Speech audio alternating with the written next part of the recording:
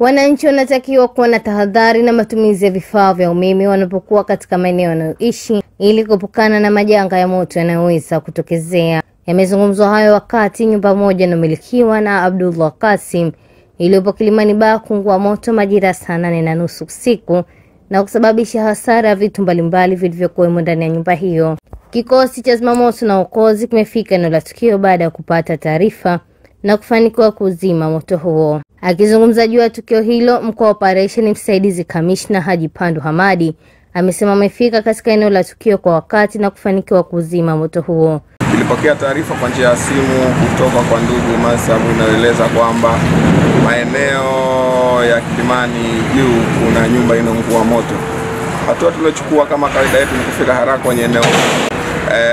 Kwa jumla nyumba hiyo ilikuwa na vyumba 5 na kikosi cha zimamoto na uokozi kiliweza kuokoa takriban vyumba 4 kati ya hiyo vyumba 5.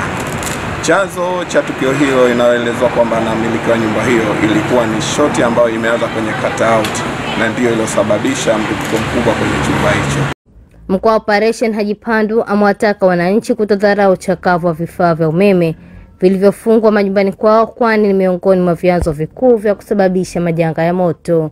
Kikosi cha zimamoto na uokozi bado kinaeleza wananchi kwamba wawe na utamaduni wa kuangalia fitingi zao, kwani kwa mujibu wa maelezo ya mwenye nyumba hii anaeleza kwamba kwa muda mrefu sana cutout yake ilikuwa ina matatizo sana ya kutoa shoti ndani ya nyumba hiyo. Mmoja ya mpangaji wa nyumba hiyo, Fatma Ali Muhammad, anaelezea zaidi juu ya tukio hilo lilivyotokezea.